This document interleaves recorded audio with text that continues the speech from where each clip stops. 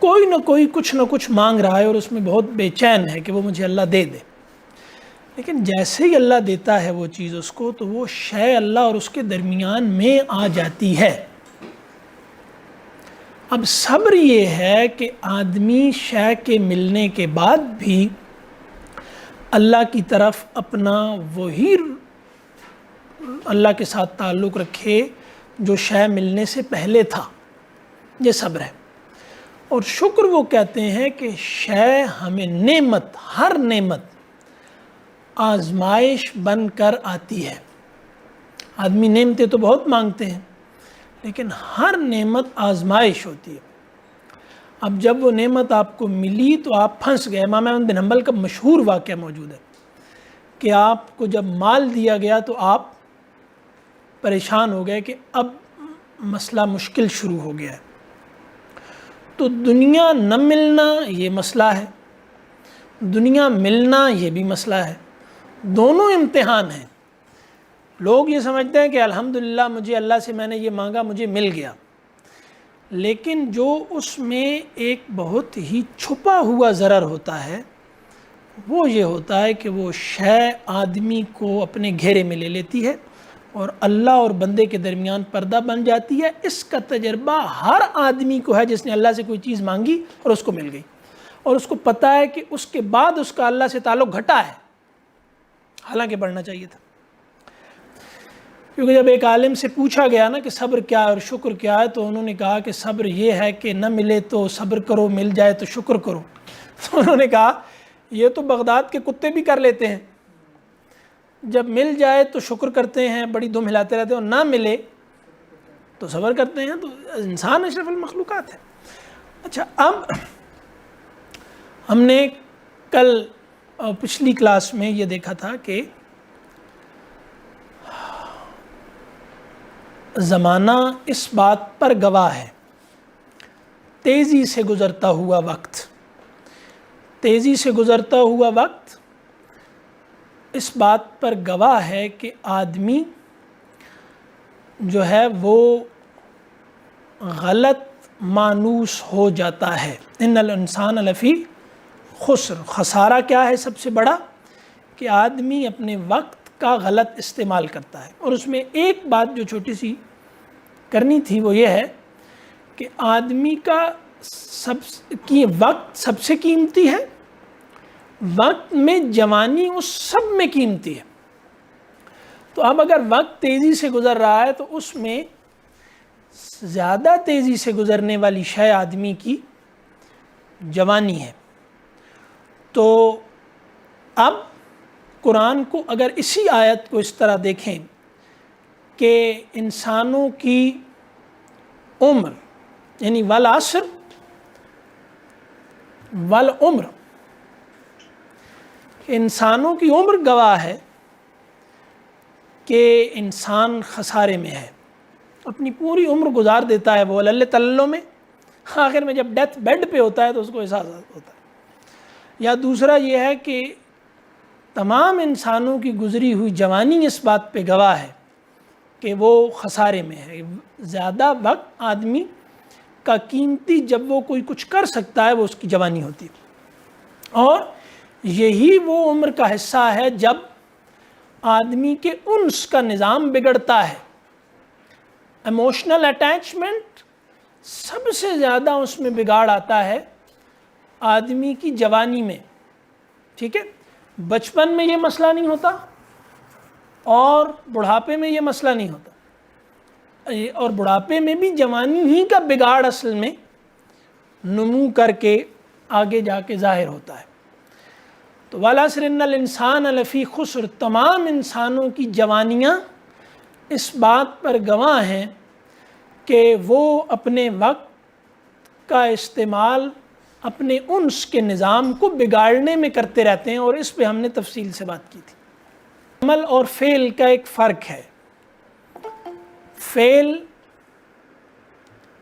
ارادی ہوتا، عمل ارادی ہوتا ہے، اور فعل ارادی بھی ہو سکتا ہے غیر ارادی بھی ہو سکتا ہے، یعنی فعل کا ایک حصہ ہے، یعنی ارادی فعل عمل ہے، اور صالح کس کو کہتے ہیں؟ صالح فساد کی ضد ہے. آپ لوگ عام طور پہ کہتے ہیں کہ فلاں لوگوں میں صلح ہو گئی، یعنی فساد ختم ہو گیا ہے. تو صالح ہوتا ہے جس میں فساد نہ ہو، اور عمل صالح کا مطلب ہے ارادہ فساد سے پاک ہو کر آدمی کے اندر جو نیت پیدا کرتا ہے اور وہ جس عمل پر جا کے منتج ہوتی ہے. یعنی عمل صالح فساد سے پاک عمل، فساد سے پاک عمل. اب عمل کا فساد کیا ہے؟ ہم چونکہ دین پڑھ رہے ہیں، فاسد عمل کون سا ہوتا ہے؟ کون سا ہوتا ہے فاسد عمل؟ عمل کا فساد کیا ہے؟ یعنی عمل فساد سے پاک ہے تو اس میں ایک بات شامل ہے کہ نیت اور ارادہ فساد سے پاک ہے. ٹھیک ہے، عمل میں ارادہ ضرور شامل ہوتا ہے، اور اگر ارادہ یا اس سے پہلے نیت کا بگاڑ آ گیا تو عمل صالح نہیں رہے گا. صحیح ہو گئی یہ بات؟ اب صالح عمل کون سا ہے بتائیے؟ مسنون عمل. عمل صالح مسنون عمل ہے، اور مسنون عمل کون سا ہے؟ جو رسول اللہ صلی اللہ علیہ وسلم کا پسندیدہ عمل ہو. ٹھیک ہے، عمل صالح محض وہ عمل نہیں ہے جس میں انسان یہ کہے کہ یہ قانونی یا فتوے کی زبان میں وہ تو ہے ہی، لیکن وعلیکم السلام، عمل صالح کا مطلب ہے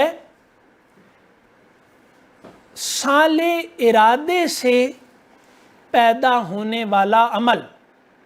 ارادہ پسند ناپسند سے پیدا ہونے والی حرکت کو کہتے ہیں. ارادہ کہتے ہی ہیں آدمی کے اندر ایک حرکت پیدا ہوتی ہے عمل کی، جو اس کی پسند ناپسند سے گورن ہوتی ہے. کیونکہ جب ارادہ یریدو کے ورب استعمال کرتے ہیں تو اس کا مطلب ہوتا ہے چاہنا.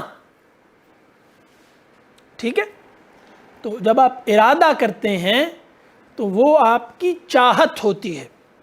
تو عمل صالح کا مطلب ہے چاہت کے بگاڑ سے پاک عمل.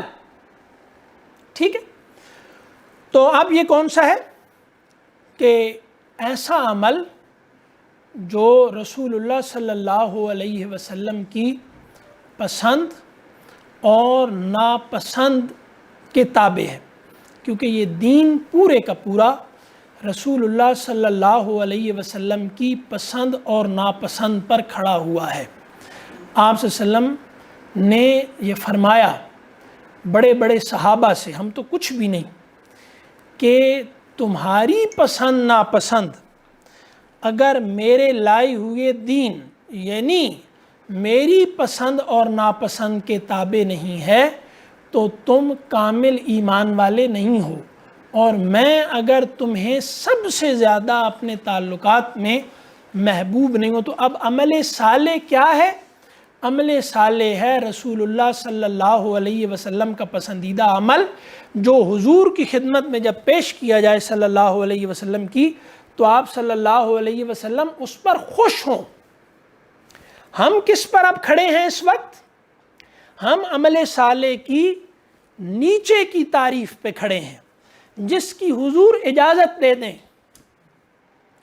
تو اگر کوئی بھی آپ کا محبوب ہے، ہر آدمی کو، کیونکہ اللہ نے انسان کو بنایا ایسا ہے کہ انسان محبوب کے بغیر نہیں رہ سکتا، ہو ہی نہیں سکتا کہ کوئی بھی انسان محبوب کے بغیر ہو. اب جس سے بھی پوچھیں کہ تم اپنے محبوب کا حکم دیکھتے ہو یا تم اپنے محبوب کی پسند ناپسند دیکھتے ہو؟ محبوب کہتے ہی اسے ہیں جو میرے صحیح اور غلط سے اٹھ کر میری پسند اور ناپسند کو قابو کیے ہوئے ہو، اس کو محبوب کہتے ہیں۔ ہر آدمی یہ جانتا ہے کہ وہ اپنے محبوب کے معاملے میں حکم کا انتظار نہیں کرتا، وہ کیا دیکھتا ہے؟ اس کی پسند اور ناپسند۔ آپ صلی اللہ علیہ وسلم کی زندگی میں صحابہ کی زندگیوں میں ایسی بے شمار مثالیں موجود ہیں، اس کی طرف ہم نہیں جاتے۔ لیکن اب کیا ہے کہ ہم نے کیا کیا ہوا ہے، ہم مفتی کا فتویٰ لیتے ہیں کہ کیا ہمیں یہ کرنے کی یا یہ نہ کرنے کی گنجائش اور چھوٹ ہے۔ اسی لیے ہمارے اب تمام کے تمام اعمال اس بنیادی ضرر کی وجہ سے صالح نہیں رہے۔ ہمارے تمام کے تمام اعمال میں ایک فساد داخل ہو گیا ہے جو ہمارے ہر عمل کو بانجھ کیے جا رہا ہے اور اس کا کوئی دینی نتیجہ نہیں نکلتا۔ ہاں، ہماری کوئی بھی نیکی ہماری اگلی نیکی کو آسان نہیں کرتی، ہمارا ہر گناہ ہمارے اگلے گناہ کو آسان کرتا ہے۔ اس کا مطلب یہ ہے کہ ہمارے گناہ جو ہیں وہ تو اپنے نتائج پیدا کر رہے ہیں، لیکن ہماری نیکیاں سوکھی ہوئی لکڑیاں ہیں جن سے کوئی برگ و بار پیدا نہیں ہو رہا۔ اس کا ہر ایک کو تجربہ ہے۔ اور پھر نیکی کی عدم افادیت کی بحث ہمارے ہاں اٹھ کھڑی ہوتی ہے کہ اس کو کرنے کا کیا فائدہ ہے، اس کو کرنے کا کیا فائدہ۔ تو اس کی وجہ کیا ہے کہ ہمارے اعمال میں سنت کی محبت، یعنی رسول اللہ صلی اللہ علیہ وسلم کی پسند اور ناپسند، وہ پانی کی طرح ہمارے ان نیکی کے پودوں میں نہیں دوڑ رہی۔ اب کیا ہے، آپ کو عام مسلمان ملیں گے جن کے ذہن خیال میں سنت ایک غیر ضروری عمل ہوتا ہے، جس کو کر لیا جائے تو ٹھیک ہے، نہ کیا جائے تو کوئی بڑا نقصان نہیں ہوتا۔ کہ عمل صالح کے لفظ میں کیونکہ عمل میں ارادہ شامل ہے، لہذا عمل میں اگر ارادہ شامل ہے، اس کو فرق کر رہا ہے فعل سے، تو اس کا مطلب یہ ہوا کہ اس میں مجاہدہ شامل ہے، یعنی نیک اعمال خود بخود نہیں ہوتے، ان کے لیے کوشش کرنی پڑتی ہے۔ کوئی وظیفہ، ذکر، اذکار، کوئی ایسا طریقہ نہیں ہے۔ نبی بھی جب رات کو تہجد کے لیے اٹھتے تھے تو وہ بھی نفس پہ جبر کر کے اٹھتے تھے۔ تو کوئی بھی نیک عمل ایسا نہیں ہے جو کوشش کے بغیر کیا جا سکے۔ ہر نیک عمل کے لیے آپ کو، ہر نیک کام کے لیے آپ کو مجاہدہ کرنا پڑتا ہے۔ تو یہاں آپ دوسری بات کہ عمل صالح میں کیا شامل ہے؟ عمل صالح میں شامل ہے مجاہدہ، یعنی کوشش۔ ٹھیک ہے جی، دو چیزیں ہم نے ابتدا میں پڑھی تھیں کہ پہلے جو دو چیزیں ہیں، الذین آمنوا وعملوا الصالحات، ایمان بھی ذاتی عمل ہے اور عمل صالح بھی ذاتی ہے۔ آگے جو دو حصے آئیں گے ان میں اجتماعیت ہے، تو اس پہ ہم تب بات کریں گے۔ اب عمل صالح ہیں کیا؟ مطلب ہم اس پہ اب جاتے ہیں کہ عمل صالح جو ایسے اعمال، یعنی جن کو کیے بغیر ہم اللہ سے تعلق میں یا دین میں ترقی نہیں کر سکتے، وہ کیا ہیں اور ہم کیا سمجھتے ہیں۔ مثلا ابھی میں ایک سوال کروں گا آپ لوگوں سے کہ آپ لوگوں کے خیال میں نیک اعمال یا عمل صالح اعمال کیا ہیں؟ مثلا بتائیے۔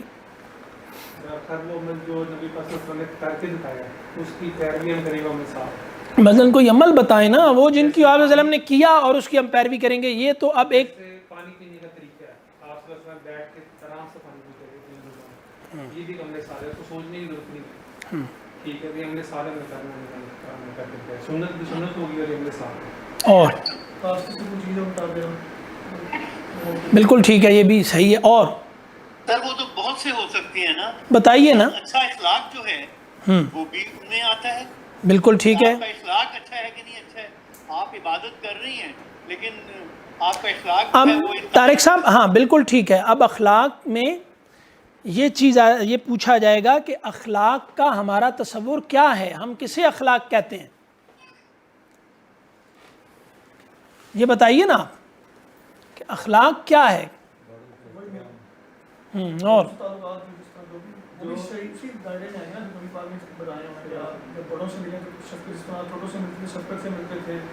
یہ تو اخلاق بتا رہے ہیں نا کہ یعنی آپ یہ کہہ رہے ہیں کہ اخلاق یہ ہوتے ہیں.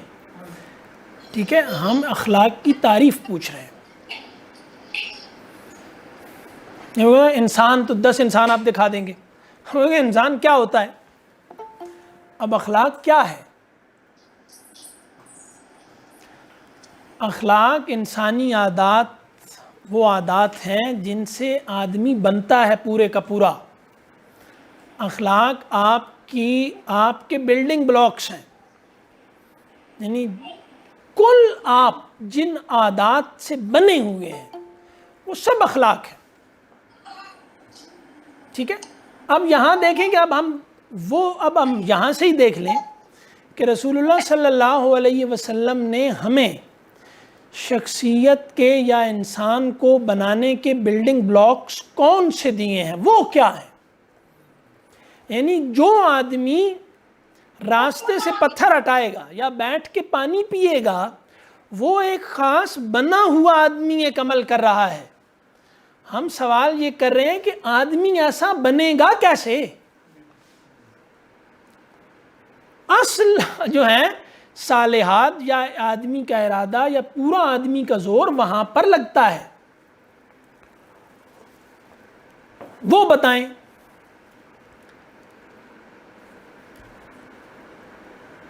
اچھا چلیں اس کو چھوڑ دیں, یہ بتائیں کہ جدید آدمی کیسے بنتا ہے.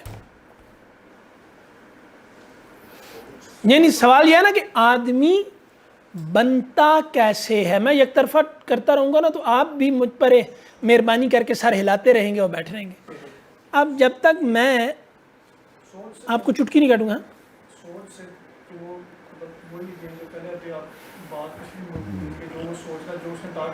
جو سوچ رہا ہے وہ کیا ہے. جو آدمی یعنی آدمی اپنی سوچ سے بنتا ہے. اب کہتے ہیں جو سوچ رہا ہے. جدید آدمی کیا سوچتا ہے اور جب وہ بن چکا ہوتا ہے تو ہم کہتے ہیں یہ جدید ہے. اور مذہبی آدمی کیا اپنے اندر تبدیلیاں لاتا ہے جو اس کے تمام اعمال کے صالح ہونے کی گارنٹی بن جاتی ہے. وہی عمل دیکھیں, مال کا خرچ کرنا, یہ ایک عمل ایک آدمی مال مغرب کا آدمی بھی خرچ کر رہا ہے, آج کا آدمی بھی کر رہا ہے, ہمارا مسلمان بھی جو اپنے آپ کو کہتا ہے وہ بھی کہتا ہے. ٹھیک ہے, اور رزق حلال کا ایک تصور ہے وغیرہ وغیرہ بہت سارے ہیں. لیکن کوئی ایسی تفریق کرنے والی چیزیں کون سی ہیں جو اگر نہ رہیں تو ہم کہیں گے کہ یہ آدمی اب جدید ہے, اور جو آ جائیں تو ہم کہتے ہیں یہ آدمی اب وہ مطلوب آدمی ہے جس سے ہونے والا عمل وہ قتل کرتا ہے اور قتل ہوتا ہے. تو وہ قتل ہو جائے تو خودکشی نہیں ہے, شہادت ہے. وہ قتل کرے تو یہ قاتل اور غنڈہ اور ڈاکو نہیں ہے, یہ مجاہد ہے. کیا ہے اللہ کی رضا اور جو شریعت ہے. اچھا اب میں بتانا شروع کرتا ہوں. جی انسان کا ایک ظاہر بھی تو ہے نا, ظاہری طور پہ اس کا اخلاق, اس کا پہناوا, اس کا رہن سہن. نہ وہ ظاہر تو ضرور ہے اہم, لیکن ہم جب آگے جائیں گے لیس البر ان تولوا وجوہکم قبل المشرق والمغرب, تو وہاں پر ہم یہ بات دیکھیں گے کہ وہاں پوری کی پوری آیت ہمیں یہ بتا رہی ہے کہ ظاہر کی اہمیت بہت ہے, لیکن اتنی ہی ہے جتنی گری کے مقابلے میں چھلکے کی ہوتی ہے. چھلکا بہت اہم ہوتا ہے، گری محفوظ نہیں رہتی، لیکن اصل قیمت چیز کی اس کی گری کی بنیاد پہ ہوتی ہے. تو ظاہری اخلاق، دکھاوے کے اخلاق یہ اہم ہیں، لیکن ان سے انسان نہیں بنتا. اب کہاں سے بنتا ہے وہ اب ہم کچھ عرض کریں گے، وہ آپ سنتے جائیے. پہلا ہے، سب سے پہلا توبہ. جدید آدمی توبہ نہیں کرتا. یعنی آپ مسلمان توبہ کیا ہے؟ توبہ ہے اپنے آپ سے خالی ہونے کا مسلسل عمل. توبہ کیا ہے؟ میں اپنی نفسانی خواہشات سے بتدریج آزاد ہوتا رہتا ہوں. مجھے میری خواہشات مجھ میں مبتلا کرتی ہیں، اور اب میں اپنے سے آزاد ہونے کا جو عمل ہے اس کو کہتے ہیں توبہ. میں آج اپنے نفس کی خواہش میں مبتلا ہوا، میں نے توبہ کی اور اللہ کی طرف لوٹا، اور میں نے کیا کیا؟ میں نے اپنا وہ علاقہ اللہ کے سپرد کر دیا. یہ توبہ ہے. توبہ اپنے آپ کو مسلسل اپنے آپ سے، یعنی اپنی نفسانی خواہشات سے، اپنے نفس سے آزاد کرتے رہنے کا عمل. یہ کیا ہے؟ یہ ہے توبہ. کہ میں نے گناہ کیا، یعنی میں اپنے نفس میں مبتلا ہوا. ٹھیک ہے، میں اپنی خواہشات میں مبتلا ہوا، اور میں نے اپنے دل کا وہ علاقہ جو خدا کے لیے تھا وہ میں نے نفس پہ، جو مولانا روم کا ایک بڑا اچھا شعر ہے نا کہ نفس ما ہم کم طرز فرعون نیست او را اون ای را اون نیست. فرعون کے پاس فوج تھی، میرے نفس کے پاس فوج نہیں ہے، لیکن دونوں کا دعویٰ ایک ہی ہے کہ میں رب اعلیٰ ہوں. سب یہ تمام نظام میرے تابع ہونا چاہیے. تو پہلا کیا ہے؟ توبہ. دوسرا کیا ہے جناب؟ شکر. یعنی نعمت دینے والے کی نعمت جب آپ کو یاد آئے تو آپ کے اندر اس کے لیے عاجزی پیدا ہو.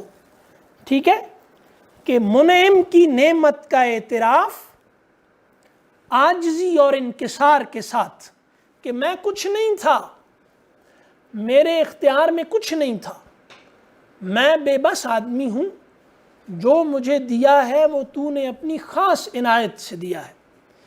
رسول اللہ صلی اللہ علیہ وسلم فاتح مکہ بن کے تاریخ کی سب سے بڑی تبدیلی لا رہے تھے. پوری دنیا کو، یعنی روم اور ایران کے پائے تخت جو تھے وہ ہلا دیے تھے حضور نے.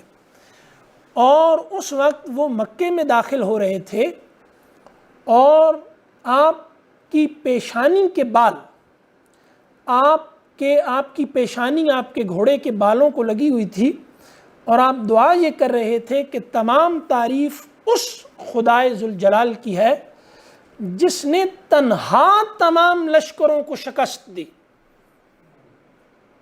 اکیلے. یہ ہے اسوہ انبیاء کا، کہ میں کچھ بھی، حضرت ابراہیم اور حضرت اسماعیل بیت اللہ کو تعمیر کر چکے اور کہہ رہے ہیں کہ یا اللہ قبول کرنا. کون کرنے والے کون ہیں؟ ابراہیم، اسماعیل. کر کیا رہے ہیں؟ بیت اللہ کی تعمیر. اور حکم کس پہ کر رہے ہیں؟ خدا کے. مکمل ہو گیا تو کہہ رہے ہیں کہ یا اللہ اس کو قبول کر، یا اللہ اس کو قبول کر، یا اللہ. تو یہ ہے شکر. اور دوسرا شکر کا تقاضا یہ ہے کہ آدمی کو جو بھی اللہ نے نعمت دی ہو اس نعمت کو اللہ کی مرضی میں خرچ کرے. اگر وہ اللہ کی نعمتوں کو اللہ کی مرضی کے مطابق خرچ نہیں کر رہا تو وہ آدمی اللہ کی نعمتوں کا شکر نہیں ادا کر رہا.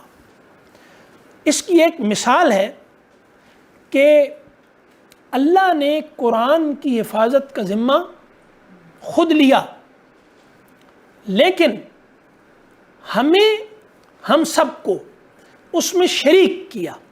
تو یہ اللہ کا کتنا احسان ہے کہ وہ اپنا کام ہم سے لے رہا ہے. یہ شکر کا سبب ہے کہ نہیں؟ اللہ نے سب سے بڑھ کر ہمیں مسلمان گھرانوں میں پیدا کیا. کیا ہم اس پر اللہ کا شکر ادا کرتے ہیں؟ اللہ نے مجھے نماز کی توفیق دی، ہم اس پر اللہ کا شکر نہیں ادا کرتے. اللہ نے ہمیں آج یہاں پر بیٹھ کر دین کی بات سنانے کی توفیق دی، ہم اس پر بھی اللہ کا شکر نہیں کرتے. لیکن اگر یہاں پر آ کر سب کو 1000 روپے دے دیا جائے تو سب اس پر اللہ کا شکر ادا کریں گے. تو جو آدمی بھی دنیا کی نعمت کو نعمت سمجھے لیکن اللہ کی طرف سے دین میں آنے والی کسی ترقی کو نعمت نہ سمجھے، وہ اللہ کا شکر گزار بندہ نہیں ہے. یہ ہے شکر. اگلی بات کیا ہے؟ امید. اگر ایک آدمی اللہ کی مرضی کے خلاف جا رہا ہے اور امید رکھتا ہے کہ اللہ مجھے بخش دے گا، تو اس کو اصطلاح میں کہتے ہیں تمنا علی اللہ. ٹھیک ہے؟ اور اس کے بارے میں کیا کہتے ہیں کہ وہ آدمی احمق ہے جو نفس کی پیروی کرے اور خدا پر امید رکھے. ٹھیک ہے.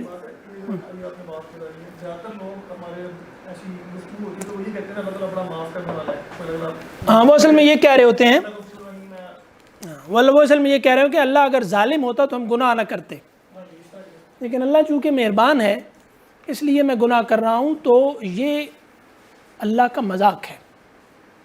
یعنی جو آدمی گناہ پر اصرار کے باوجود اللہ کی مغفرت کا ذکر کرے، وہ اصل میں اللہ کا مذاق اڑا رہا ہوتا ہے. وہ کہہ یہ رہا ہوتا ہے کہ اگر اللہ معاف کرنے والا نہ ہوتا اور ظالم ہوتا تو میں اس کی اطاعت کرتا. یعنی میں ظالم کی اطاعت کروں گا لیکن معاف کرنے والے کی اطاعت نہیں کروں گا. تو یہ اللہ کی بخشش کا مذاق ہے. ٹھیک ہے جی. اگر بندہ گناہ کر رہا ہے، وہ آلریڈی اللہ کے احکامات کے خلاف جا رہا ہے، تو اس کے ساتھ یہ امید بھی رکھ رہا ہے کہ اللہ معاف کر دے گا، تو اس میں غلط کیا ہے؟ ایک آدمی اللہ کے احکامات کے خلاف جا رہا ہے اور ساتھ امید بھی رکھ رہا ہے کہ اللہ معاف کر دے گا. ہاں تو اس آدمی کو اللہ سے امید تو ہے لیکن یہ اللہ کو آدھا جانتا ہے.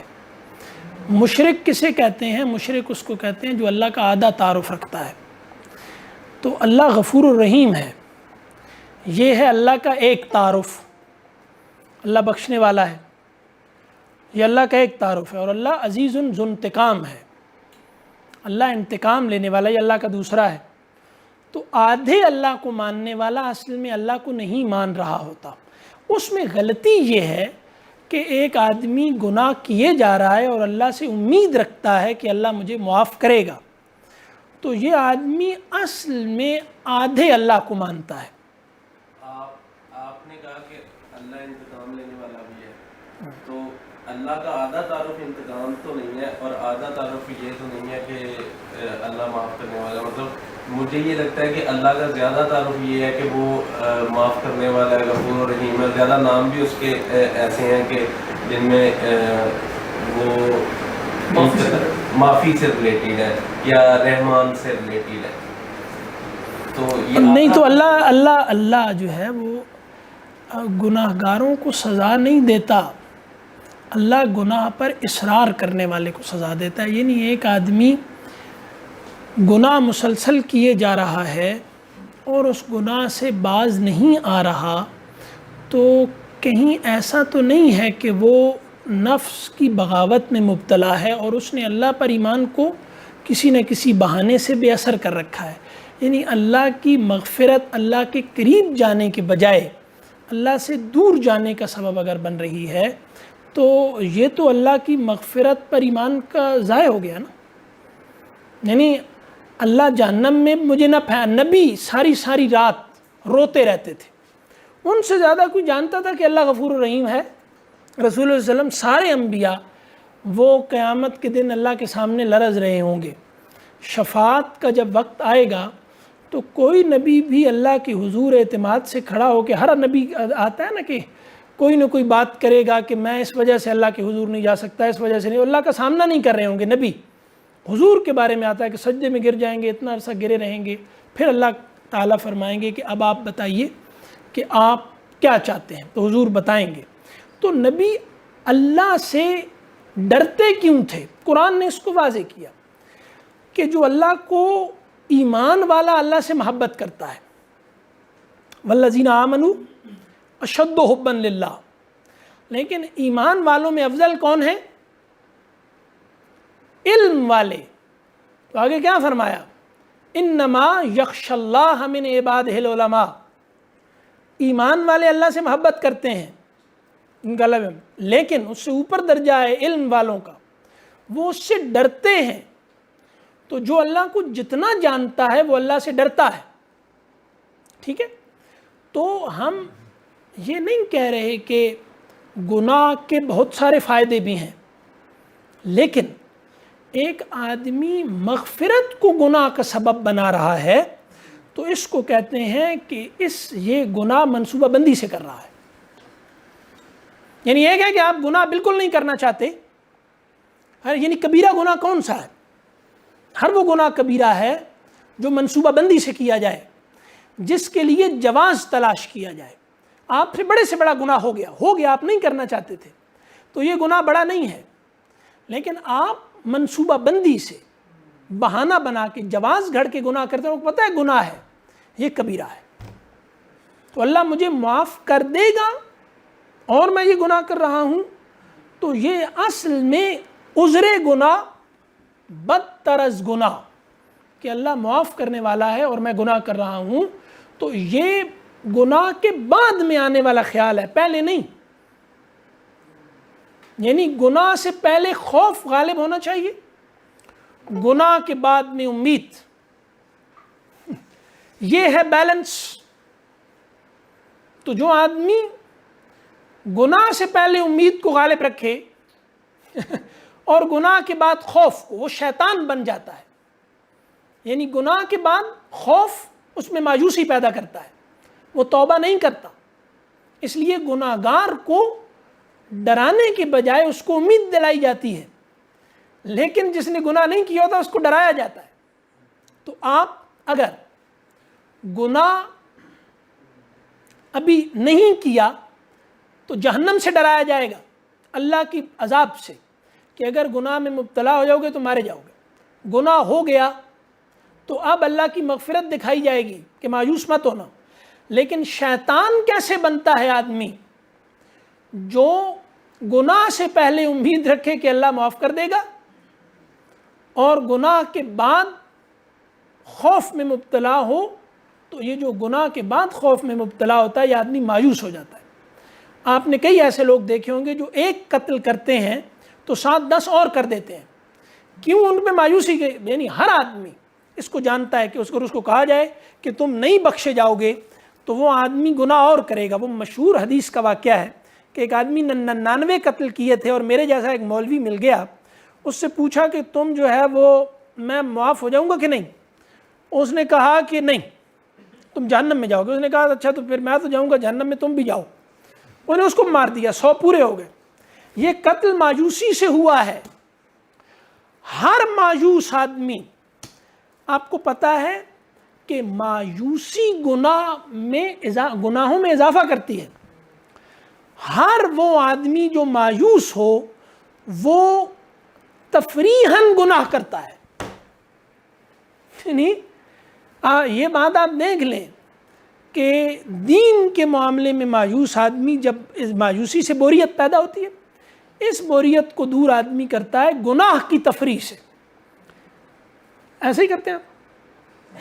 اچھا اچھا وہ کہہ رہے ہیں اچھا ایسے.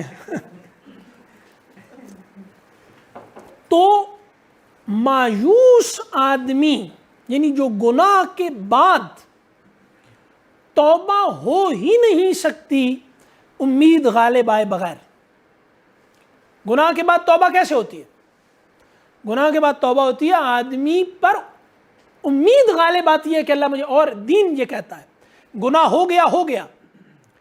اب گناہ کے ہوتے ہی تم جو آپ بات کر رہے تھے نا کہ گناہ وہ کر رہا ہے اور اللہ سے امید بھی ہے، اس میں کوئی غلطی نہیں ہے. غلطی ہے توبہ میں دیر کرنے میں. گناہ ہوا، گناہ ہوتے ہی جیسے ہی اندر کا حیوان تھکا ہوا ہے فوراً توبہ کی طرف پلٹے، تو توبہ میں جلدی آدمی کی گناہ سے جان چھڑا دیتی ہے. دو کام آدمی کر لے، ایک گناہ کی منصوبہ بندی نہ کرے، کیونکہ گناہ کی منصوبہ بندی کر کے جو گناہ کرے گا پلاننگ کر کے، وہ چھوٹا سا گناہ بھی کرے گا تو وہ گناہ کبیرہ ہے. چھوٹا سا گناہ بھی اگر منصوبہ بندی کر کے کیا جائے، اس کے لیے پلاننگ کی جائے، تو یہ کبیرہ ہے. اور بڑے سے بڑا گناہ بھی اگر منصوبہ بندی کے بغیر ہو جائے تو اس کو توبہ اڑا دیتی ہے. تو جو آدمی منصوبہ بندی سے گناہ نہ کرے، اور دیکھا سوال سے کتنی برکات نازل ہوتی ہیں، اور لیکن سوال ٹھیک ہونا چاہیے نا. اور دوسری بات یہ ہے کہ ایک وہ منصوبہ بندی سے گناہ نہ کرے، دوسرا توبہ میں دیر نہ کرے. تو اس آدمی کا گناہ اس کو نقصان انشاءاللہ نہیں پہنچا سکتا، ٹھیک ہے، بلکہ اس گناہ سے اس کو فائدہ حاصل ہوگا، وہ اللہ کے قریب ہوگا. یعنی دین ایسی شے ہے جو گناہوں کو بھی دین میں ترقی کا سبب بناتا ہے. یعنی آدمی گناہ کے بعد جتنا بے بس ہو کر خدا کی طرف پلٹتا ہے نرم دل سے اور شرمندگی کے ساتھ، اس کو عبد ہونے کی اصل لذت حاصل ہوتی ہے. ٹھیک ہے. اور نیکیاں تو آدمی میں تکبر بھی پیدا کر دیتی ہیں، تو نیکی کا گھمنڈ تو زیادہ بڑا ہے. ٹھیک ہے، صحیح. گناہوں کو نیکیوں میں بدل دیا جاتا ہے. گناہوں کو نیکیوں میں بدل دیا جاتا ہے. اب یہاں پہ اس آیت میں صرف ایک مسئلہ ہے جو انہوں نے ڈاکٹر صاحب نے بولا، یہ بہت اچھی بات ہے. وہ صرف یہ ہے کہ اس میں ایک اشکال پیدا ہوتا ہے کہ ایک آدمی جتنا بڑا گناہ گار تھا اتنا ہی بڑا جب وہ یعنی اس نے گناہ کیے بہت اور مسلمان ہو گیا، دین کی طرف آ گیا، تو اب تمام کے تمام اس کے وہ گناہ نیکی بنا دیے جائیں گے. تو زمانہ جہالت میں جو جتنا کم گناہ گار تھا وہ ایمان لانے کے بعد تو پیچھے رہ جائے گا، کہ ان کی نیکیاں برائیاں نیکیوں میں بدل دی جاتی ہیں اس کے بعد. تو اس میں یہ مسئلہ نہیں پیدا کہ جو جتنا زیادہ برا تھا ایمان لانے کے بعد اتنا فائدے میں رہا، اور جو جتنا کم برا تھا ایمان اتنا نقصان میں رہا. یہ ہوتا ہے کہ نہیں؟ اچھا، اس مسئلے کا حل کیا ہے؟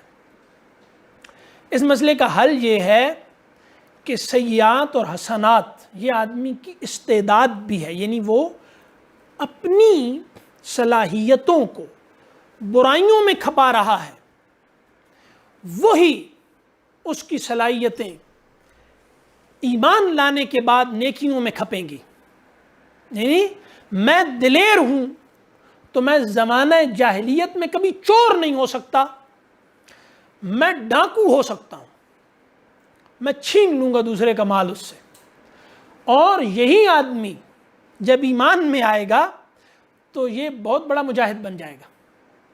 یہ ہے سیئات کو حسنات سے بدلنے کا مطلب. یعنی آدمی کی الناس کالمعادن کمعادن الذهب وال، آدمی سونے اور چاندی کی کانوں کی مانند ہیں. دین آ کر اس کا ٹھیکہ نہیں لیتا کہ وہ پیتل کو سونا بنا دے گا، وہ نمک کو ہیرا بنا دے گا، ایسے نہیں کرتا. وہ کرتا یہ ہے کہ آپ صلی اللہ علیہ وسلم نے فرمایا خیارکم فی الجاہل، جو جہالت میں تم میں بہترین لوگ تھے دین میں آنے کے بعد وہ بہترین ہوں گے. تو آدمی گھٹیا جہالت میں بھی ہوتا ہے تو گھٹیا ہی ہوتا ہے، دین میں بھی آتا ہے تو وہ گھٹیا ہی وہ ہوتا ہے. لیکن یہ مطلب بزدل آدمی دین میں آنے کے بعد دلیر نہیں ہوگا، وہ بزدل ہی رہے گا. لیکن اس کی کچھ خوبیاں ایسی ہوتی ہیں جو ہاں مطلب ایک آدمی بہت خرچ کرتا ہے مال، دین سے پہلے بھی وہ بہت خرچ کرتا ہے بے تحاشا، ٹھیک ہے، دوسروں پر، دین میں آنے کے بعد یہی سخی بنے گا. بخیل آدمی کے اس مسئلے کو کم کیا جا سکتا ہے، لیکن بہرحال کیا ہے کہ خوبیاں فطری ہیں، شرعی نہیں. اللہ نے انسانوں کو بنایا اس طرح سے ہے کہ وہ جیسے ہوتے ہیں، سونا سونا رہتا ہے، چاندی چاندی رہتی ہے، پیتل پیتل. لیکن اب سیئات کو حسنات میں بدلنے کا مطلب کیا ہے کہ یہ آدمی اپنی اس کمال کا شمشیر زن تھا ہے جی، یہ خالد بن ولید یہی پہلے دیکھیں، یہی خالد بن ولید بعد میں دیکھیں، یہی ابو بکر صدیق پہلے دیکھیں، یہی بعد میں دیکھیں، یہی حضرت عمر پہلے دیکھیں، یہی بعد میں دیکھیں. ان لوگوں کو دیکھ لیں، یہی حضرت عثمان پہلے دیکھیں، یہی بعد میں دیکھیں. یہی حضرت ابو سفیان کی سیاسی بصیرت پہلے دیکھیں اور یہ بعد میں دیکھیں. ٹھیک ہے. تو اب یعنی عرب نے اس خاندان جیسا سیاستدان تو نہیں پیدا کیا نا، بنی امیہ جیسے سیاستدان پیدا ہوئے ہیں کہیں؟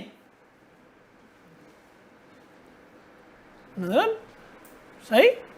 تو ہم یہاں کیا لرزتے تھے ان کے دشمن، ان سے جو کفار تھے.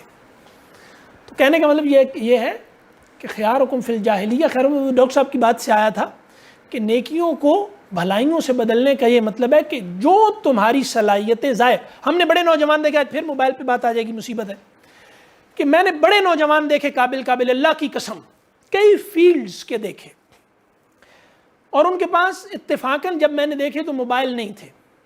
جس دن ان کے پاس موبائل آیا اس کے بعد ہم نے ان کی کارکردگی میں زوال ہی دیکھا. یہ مجھے نہیں پتا کہ یہ کیوں ہوا. اب کہنے کا مطلب یہ ہے کہ ہر آدمی کی زندگی میں کچھ چیزیں ایسی ہوتی ہیں جو اس کی کارکردگی کو گرا رہی ہوتی ہیں. دینی اصطلاح میں انسان کی صلاحیتیں تو وہی رہتی ہیں، کارکردگی میں فرق پڑتا ہے. جو چیزیں آپ کی کارکردگی کو کم کرتی ہیں ان کا نام گناہ ہے.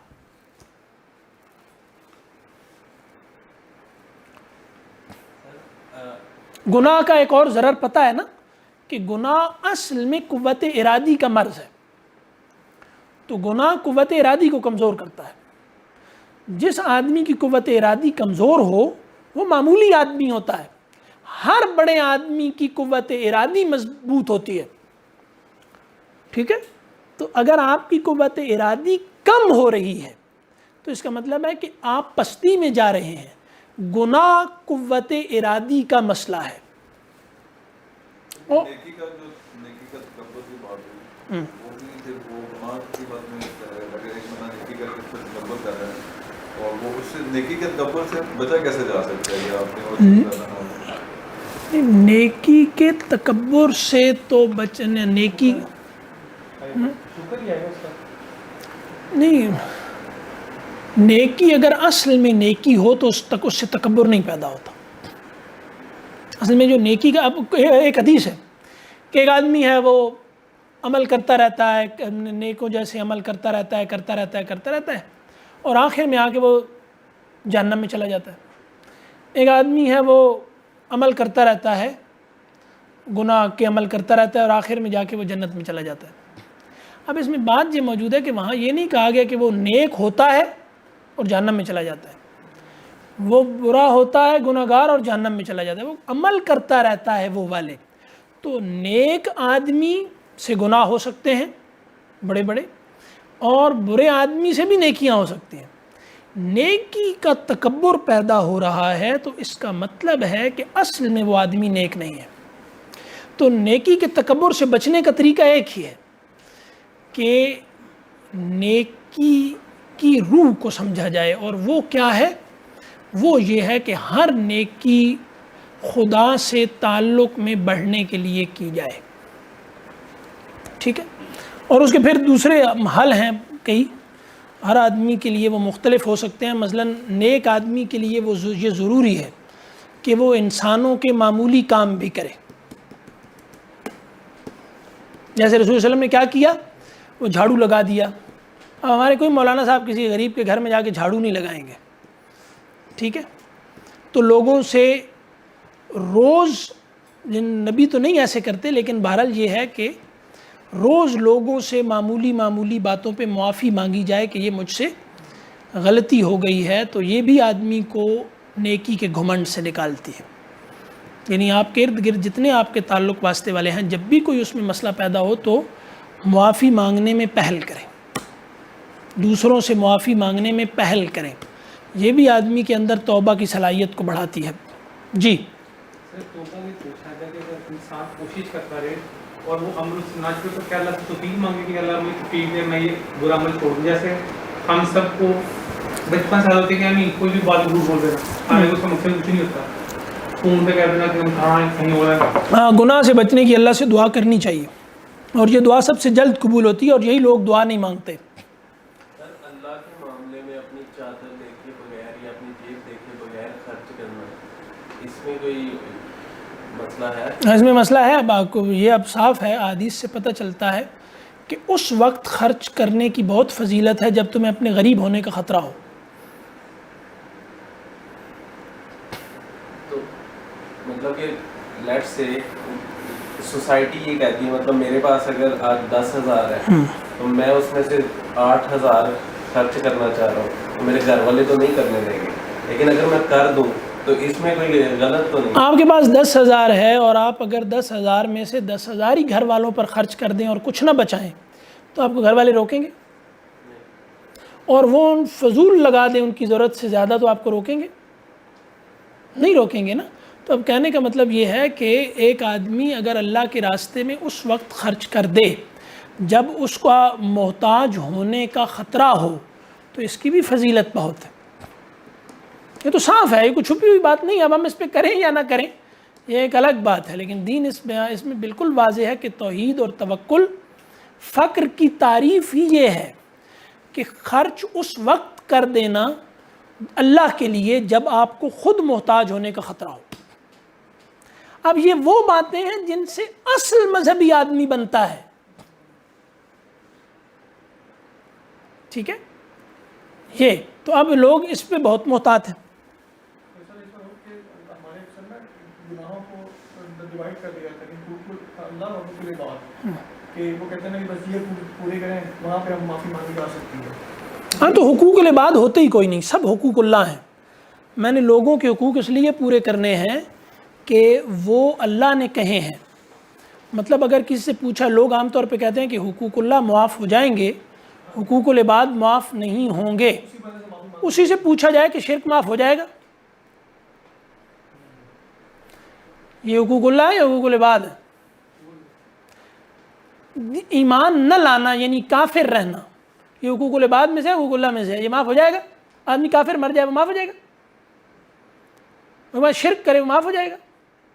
تو یہ سب ایسے باتیں ہیں نا جناب، آپ تو سمجھدار ہیں. تو حقوق العباد اصل میں کچھ نہیں ہے. حقوق العباد حقوق اللہ کی شاخ ہے. تو جو لوگ بھی آپ کو یہ کہتے ہوئے ملیں گے کہ حقوق العباد معاف ہو جائیں، حقوق اللہ معاف ہو جائیں گے، حقوق العباد نہیں ہوں گے، وہ حقوق العباد بھی ادا نہیں کرتے، وہ جھوٹ بول رہے ہوتے ہیں.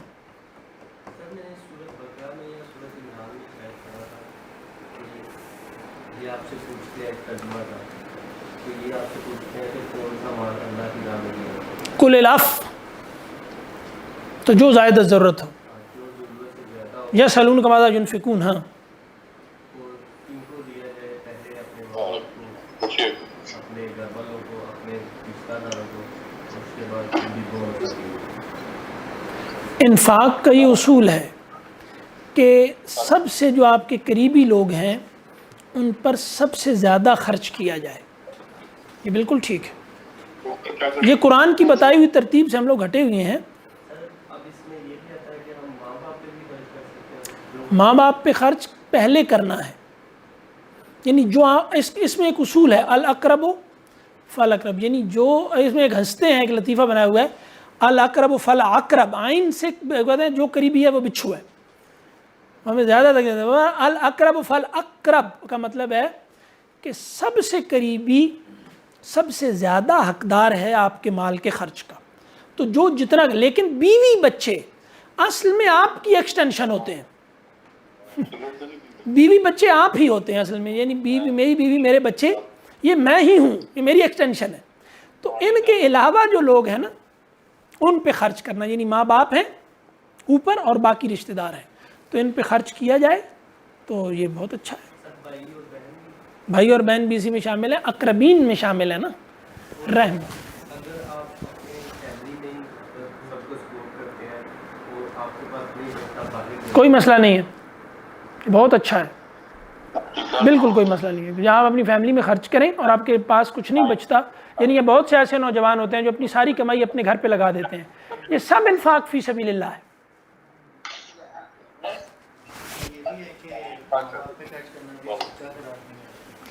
اپنے اوپر خرچ کرنا بھی خیرات میں آتا ہے.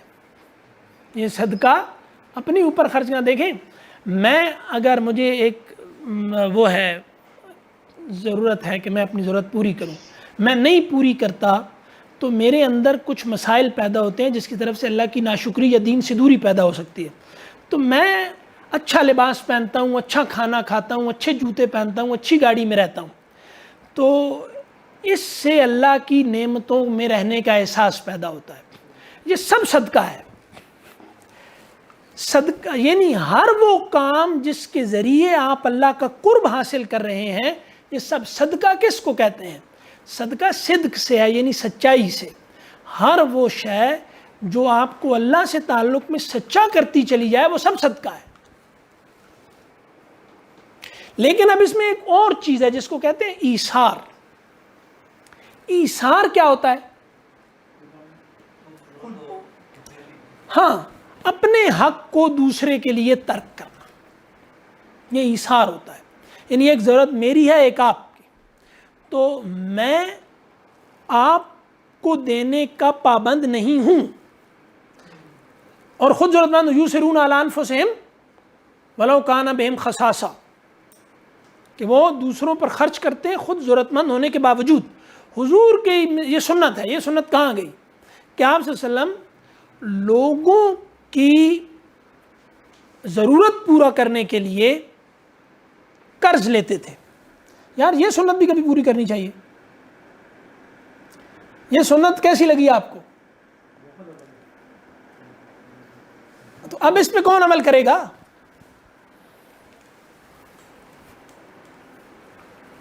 ٹھیک ہے جی. اچھا اب یہ ہو گیا. اب کون کون سی چیزیں میں نے گنوائیں؟ شکر، امید اور خوف.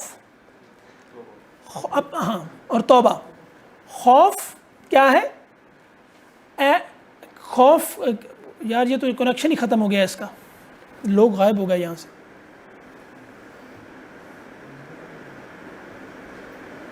تو یہ بھی ایک دینی ضرورت ہے کہ آدمی اللہ کے خوف کو بڑھانے کی کوششیں کرتا رہے. ٹھیک ہے. اس کے لیے کیا ہے؟ اس کے لیے قرآن نے ایک مراقبہ تجویز کیا ہے.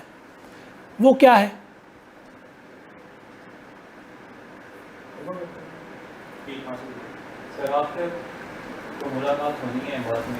یہ بھی ہے، لیکن خدا کے خوف کو اپنے اوپر غالب رکھنے کے لیے کوشش کرنی ہے. جیسے ہم اپنے بچوں کو سکھاتے ہیں نا، یار اس کے لیے دنیا کہیں یہ بھول نہ جائے، ہر وقت ہم اس کو ایک مراقبہ کرواتے رہتے ہیں دنیا کا.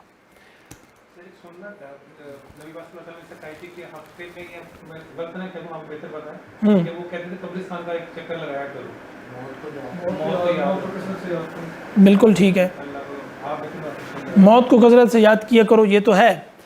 لیکن اللہ کے خوف کو بڑھانے کے لیے دین نے جو مراقبہ تجویز کیا ہے وہ ہے جہنم کا.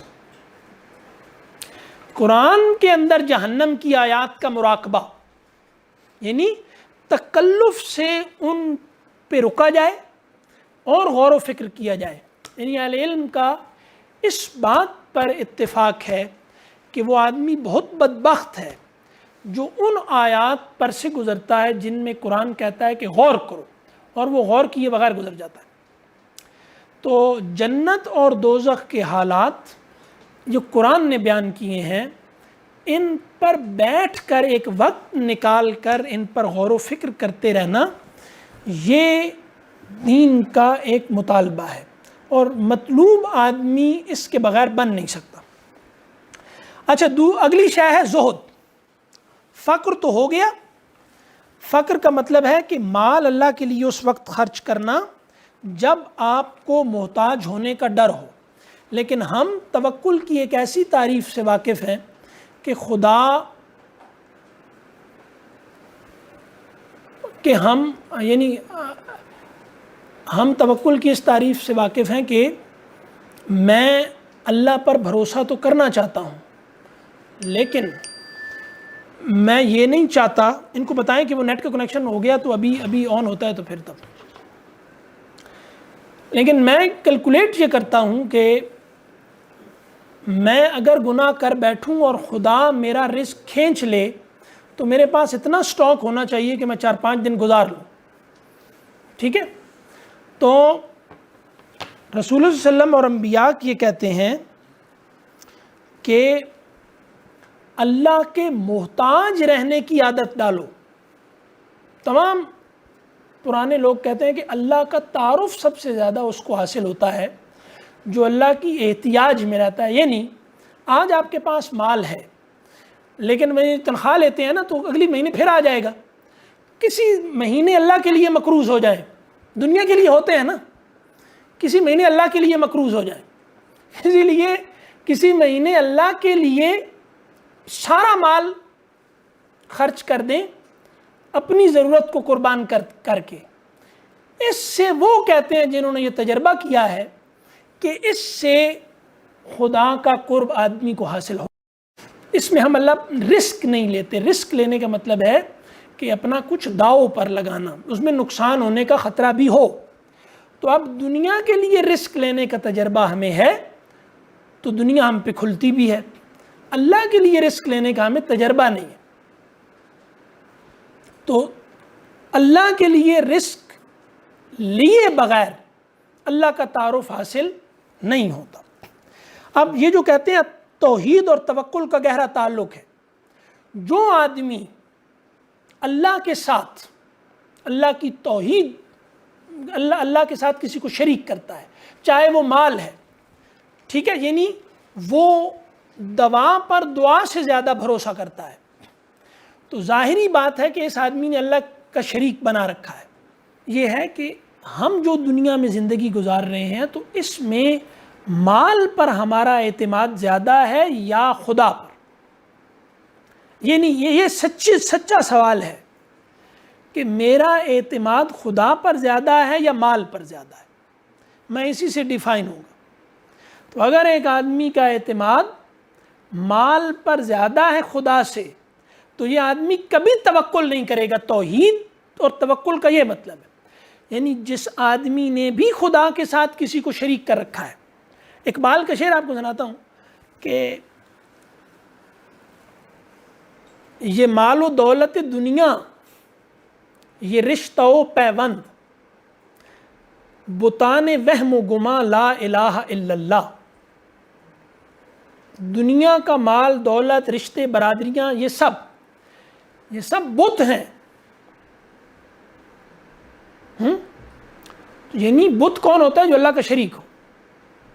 تو یہ آدمی کبھی توکل نہیں کرے گا. ہم توکل نہیں کرتے کیونکہ ہم نے اللہ کے ساتھ شریک بنا رکھے ہیں. ٹھیک ہے جی. لیکن سر یہ دونوں چیزیں کچھ ساتھ ساتھ نہیں چلتی. جس طرح وہ حدیث کے بعد آپ نے اونٹ چھوڑنے کا اس کے نتیجے بننے ساتھ دعا بھی کریں. اس طرح ایگزامپل بھی دیتی ہیں کہ جس طرح نبی پاک صلی اللہ علیہ وسلم نے جب تبلیغ کی تو جنگیں بھی لگی، مارے ان کے ساتھ وہ رو کر دعائیں بھی کرتے تھے.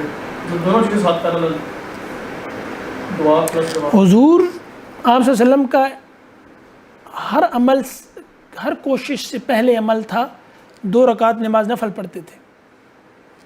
دعا پر حضور کا اعتماد عمل سے بہت زیادہ تھا. ہمارا نہیں ہے، یہ الٹ ہے نا، یہ میں کہہ رہا ہوں.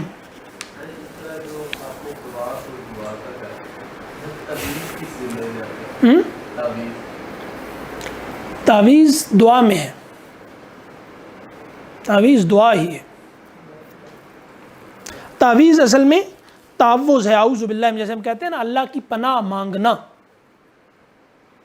تعویذ کا وہی مادہ ہے جو اعوذ کا ہے، اعوذ باللہ من الشیطان الرجیم. تو تعویذ اللہ کی پناہ مانگنا ہے. تو جو آدمی اللہ کی پناہ مانگتا ہے، ظاہر بات ہے یہ دعا ہے. تعویذ دعا ہے. آپ کہہ رہے ہیں کہ وہ جو تعویذ گھول کے پیتے ہیں وہ دوا لگتی ہے.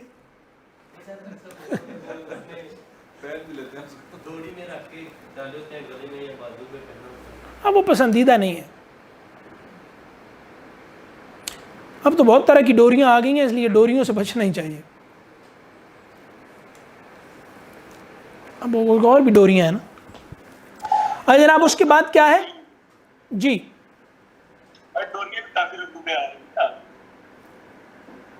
سمجھ نہیں آئی مجھے آپ کی بات.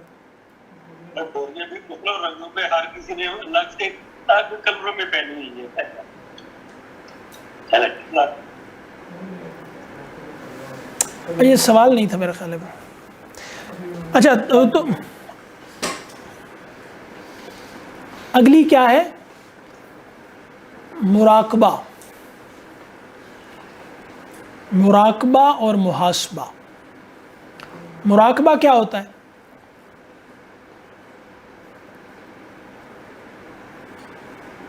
مراقبہ جیسے اللہ کا ذکر دل کی دھڑکن کے ساتھ پکا کرنا. اسی نے تو سارا مسئلہ گڑبڑ کر دیا. مراقبہ کہتے ہیں اپنے آپ پر ایسے تنقید کرنا جیسے آپ اپنے دشمن پر تنقید کرتے ہیں. یہ رقبہ سے ہے. اس کی تعریف ہے کہ اپنی گردن کو زور سے پکڑنا. اپنی گردن کو جیسے دوسرے کی گردن پکڑتے ہیں نا زور سے، تو مراقبہ ہے رقبہ سے. رقبہ گردن کو کہتے ہیں. تو اپنے آپ پر خود اپنے آپ پر شدید سخت تنقید. ٹھیک ہے، جیسے ہم اپنی غلطیوں کے جواز نکالتے ہیں نا، بس وہ جواز نہ نکالنا اور اپنی غلطیوں کے دلائل ان کو فراہم نہ کرنا، اپنی غلطی کو تسلیم کرنا، لوگوں کے حق میں ہو یا خدا کے حق میں. تو محاسبہ اسی سے ہے، حساب سے. محاسبے کا مطلب ہے کہ قیامت کے دن جیسے آپ کو کھڑے ہو کے جواب دینا ہے نا، کوشش کریں کہ آپ اپنا حساب اس طرح سے لیں. یہ ہے محاسبہ. اپنا محاسبہ کریں. تو مراقبہ اپنی غلطیوں پر غور، ان سے یعنی آج میں نے جو کوتاہیاں کی کل نہیں کروں گا. حضور نے فرمایا جس کا گزرا ہوا کل، یعنی جس کا آج اس کے گزرے ہوئے کل سے بہتر نہیں ہے، وہ ہلاک ہو گیا. ہم کہہ رہے ہیں کہ بہتر انسان کیسے بنا جا سکتا ہے؟ یہ دیکھو تو جس کا گزرا ہوا کل، جس کا آج اس کے گزرے ہوئے کل سے بہتر نہیں ہے، وہ ہلاک. تو یہاں رکنے کا کوئی موقع نہیں ہے. تو یہ کیسے ہوگا؟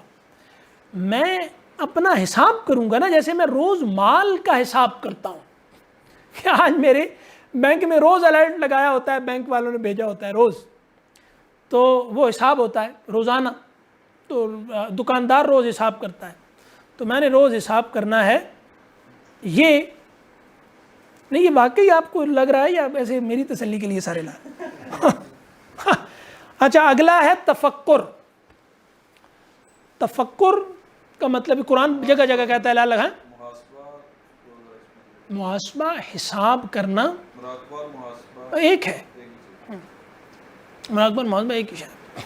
مطلب اپنا ایک تو ہے نا مراقبہ، مطلب اس میں یہ بھی ہو سکتا ہے کہ قرآن نے اب احوال جنت دوزخ کے اللہ کے سامنے کھڑا ہونے کے سب بیان کیے ہیں. تو اب مراقبے کا مطلب ہے تکلف کر کے، کیونکہ ہم دنیا میں عادی نہیں ہوتے نا ان چیزوں کے، تکلف کر کے ان کے بارے میں سوچنا، اپنی گردن جھکا کے. اور قرآن کے جو بتائے ہیں، یعنی قرآن نے جو جنت اور دوزخ کے بارے میں بتایا، میں نے نہیں کہا، قرآن کہتا ہے نا کہ ان پر غور کرو، سوچو. ٹھیک ہے، تو جنت اور دوزخ کے احوال کو اپنے لیے سوچ کر غور کر کے ایسے بنا لینا جیسے مستقبل کا کوئی بھی نقصان مجھے حقیقی لگتا ہے. یعنی آج سے 5 سال بعد میرا کوئی نقصان ہونا ہے، آج سے مجھے خیال آتا ہے تو میرا دل دھڑکنا شروع کر دیتا ہے، مالی دنیاوی. ٹھیک ہے، 5 سال بعد مجھے لگتا ہے کہ میرا گرین کارڈ بن جائے گا، تو اس خوشی سے آج ہی میرا دل دھڑکنا شروع. کیوں؟ ہر وقت ہمیں دنیا کا مراقبہ کرایا جاتا ہے. تو مراقبے کا مطلب ہے ان حقائق کو مد نظر رکھنا جو قرآن نے بتائے ہیں لیکن غیب میں ہیں، اور محاسبے میں یہ شے شامل ہے کہ آپ اپنی غلطیوں کی جو ہے وہ اصلاح کریں، لوگوں کے ساتھ ہیں یا خدا کے ساتھ ہیں، اور ان کے بہانے نہ بنائیں اور عذر نہ تلاش کریں۔ تو ٹھیک ہے جی، باتیں تو بہت سی تھیں لیکن اب وہ مجھ سے ہو نہیں رہی۔ اچھا، آخری بات جو آپ نے کی کہ موت کا ذکر کیا جائے، اور اس موت کے ذکر کا موت کیا ہے؟ موت ہے خدا سے ملنا۔ موت فنا نہیں ہے، موت کا مطلب ہے کہ اللہ اور بندے کے درمیان جو حجاب ہے یہ ہٹ جائے گا۔ تو جو موت کو ناپسند کرتا ہے وہ خدا سے ملنے کو اصل میں ناپسند کرتا ہے۔ موت کی ناپسندیدگی کا ایک جواز ہے صرف، وہ یہ ہے کہ آدمی موت کی تکلیف سے ڈرے۔ لیکن اس کی مثال بالکل ایسے ہے کہ جیسے کسی بھی عورت کا جب بچہ پیدا ہونے والا ہوتا ہے تو وہ بچہ پیدا ہونے کی تکلیف سے ڈرتی ہے، لیکن وہ یہ نہیں کہتی کہ میرا یہ بچہ جو ہے وہ پیدا نہ ہو۔ مطلب بچے کے پیدائش کی خوشی اس تکلیف پر غالب ہوتی ہے، یعنی بچے سے ملاقات اس کے لیے بچے کی پیدائش کی تکلیف سے زیادہ اہم ہوتی ہے اس کے لیے، یا اس کی خوشی کا سبب بنتی ہے۔ ٹھیک ہے، تو اب کیا ہے؟ اب یہ ہے کہ جو آدمی بھی موت کو ناپسند کرتا ہے وہ آدمی اصل میں اللہ سے ملاقات کو ناپسند کرتا ہے، اس کا کوئی جواز نہیں ہے۔ تو موت کے ذکر کا مطلب ہے خدا سے ملاقات اور دنیا سے جانے، ذکر یعنی اس کو بار بار یاد کرو۔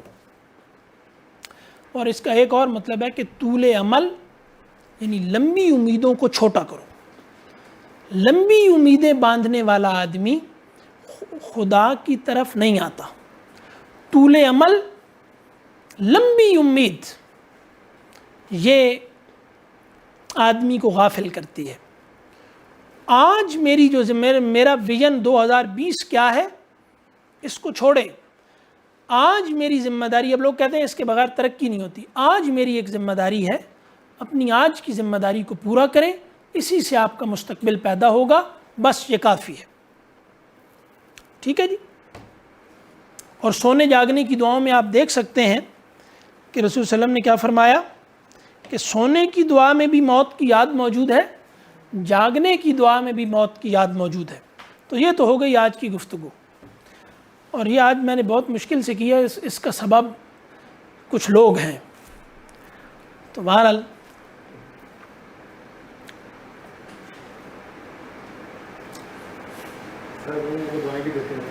میں دعائیں تو دیتے ہیں، لیکن ایک بات ہے کہ بات دو لوگوں کی مدد سے ہوتی ہے، ایک سننے والے کی مدد سے، ایک کرنے والے سے، یعنی ایک بات کرتا ہے، یہ دونوں بات میں شریک ہوتے ہیں۔ بہرحال اب آپ کوئی سوال کریں یا پھر اس کو برخاست کریں۔ آپ نے یہ بات ہوئی کہ گناہ جو ہے وہ قوت ارادی کو قوت ارادی کو، یعنی قوت ارادی کا وائرس ہے گناہ۔ منصوبہ بندی کر کے جو گناہ کریں وہ پھر اس کا ذرا اگلا سٹیپ ہے۔ اگلا اسٹیپ، سر اس اگلے اسٹیپ سے جو واپس آ جائے تو وہ تو پھر جو آدمی جہاں سے بھی، ایک آدمی منصوبہ بندی کرتا ہے اور اینڈ ٹائم پر وہ گناہ سے واپس آ جاتا ہے، وہ ولی اللہ بن جائے گا۔ سر اگر کچھ ایسے گناہ ہوتے ہیں جن سے مطلب مشکل ہو جاتا ہے واپس آنے، ہاں ٹھیک ہے، ہاں اگر اس سے مشکل ہے، اس کا حل ہے، اس کا کنٹینیو نہیں۔ آدمی میں گناہ سے اکتاہٹ ضرور پیدا ہوتی ہے، اس وقت فائدہ اٹھانا چاہیے۔ یعنی ایسا ہو نہیں سکتا کہ آدمی میں گناہ سے اکتاہٹ پیدا نہ ہو، نیکی سے اکتاہٹ پیدا نہیں ہوتی، گناہ سے اکتاہٹ پیدا ہوتی ہے۔ تو جیسے ہی گناہ سے اکتاہٹ پیدا ہو، آدمی اس موقع سے فائدہ اٹھائے اور واپس آئے۔ اصل میں پتہ ہے گناہ سے اکتاہٹ کس کو پیدا نہیں ہوتی؟ جو گھٹیا درجے کا گناہ گار ہوتا ہے۔ شودے گناہ گار کو کبھی گناہ سے نفرت پیدا نہیں ہوگی، جو گناہ گار بھی ذرا یعنی ہے نا وہ گناہ سے ضرور بھاگ جاتا ہے. توبہ بالکل عہد ہوتا ہے، لیکن اس میں ہمیں گنجائش دی گئی ہے یہ والی، ہماری کمزوریوں کا اعتبار خدا نے کیا ہے. تو اللہ کو پتہ ہے کہ سب وعدے ہیں خدا سے، لیکن یہ ٹوٹ جاتے ہیں، آدمی پھر کر لے. اللہ ہر دفعہ کہتا ہے کہ ہاں پھر کر لو، کوئی مسئلہ نہیں. ہم کمزور ہیں نا، یہ قرآن نے کہا ہے، یہ قرآن نے کہا ہے، آپ صلی اللہ علیہ وسلم کی حدیث میں ہے کہ تم گناہ کرنا چھوڑ دو، یعنی تمہارے اندر سے اختیار ختم ہو جائے. گناہ ہوگا ہی ہوگا اس مخلوق سے جس میں اختیار ہے. یعنی پہلا تجربہ حضرت آدم کو جو کروایا گیا وہ تجربہ کس کا تھا؟ وہ اختیار کا تجربہ تھا. تو اگر آپ ضابطے سے ہٹ نہیں سکتے تو آپ کا اختیار ثابت نہیں ہوتا، کیونکہ تو میں با اختیار ہونے کے سبب گناہ گار ہوں ہی ہوں. یعنی جو با اختیار ہے وہ گناہ گار ہے. مخلوق اختیار سے گناہ ہوگا ہی ہوگا. ہاں فرشتوں سے یا نبیوں سے کیوں نہیں ہوتا؟ وہ بالکل ایسے نہیں ہوتا جیسے ٹریفک کے سگنل پہ میں اشارہ توڑ سکتا ہوں لیکن نہیں توڑتا. تو وہ اللہ کے حضور میں اتنے ہوتے ہیں کہ ان کے اندر یہ جو اختیار ہے یہ گناہ میں صرف ہوتا ہی نہیں.